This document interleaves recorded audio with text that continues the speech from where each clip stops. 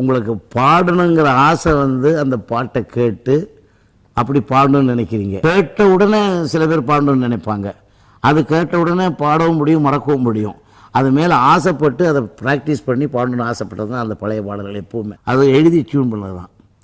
அந்த பாட்டு கேட்கும்போது ஒருவேளை நான் பெண்ணாக மாறினா கூட நானே அழுதுருவேன்.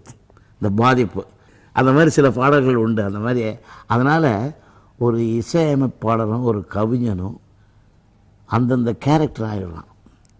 எந்தெந்த நிலைக்கு என்னென்ன பாட்டுகள் தேவைப்படுதோ அது அவன் ஆகிடுறான். அதுக்கு நான் ஒரு சின்ன உதாரணம் இப்போ சொல்கிறேன். அது எனக்கு வந்து ரொம்ப கண்கொடா காட்சி, எப்போ பார்த்தாலும் ரசிப்பேன். நான் பார்த்துருக்கேன் சின்ன வயசுலேயே. ஹரிதாஸுங்கிற ஒரு படத்தில் பாகவதருக்கு என்று கெட்ட நடவடிக்கைகள்லாம் போய் எங்கேயோ அப்பா அம்மாவெல்லாம் அலட்சியம் பண்ணி கால் நடக்க முடியாமல் நொண்டிக்கிட்டு பாடுவார். அம்மையப்பா உங்கள் அன்பை மறந்தேன்னு அந்த பல்லவி வரும். அதில் வந்து எதுக்கு சொல்ல வந்தேன்னாக்கா, அந்த ஒரு கவிஞனும் ஒரு இசையமைப்பாளரும், ஆனால் அது ரெண்டும் ஒன்று. அவர் பெரிய பாக்கியம் பண்ணவர், பெரிய கடவுள் அவதார் பாவனாசிவன்.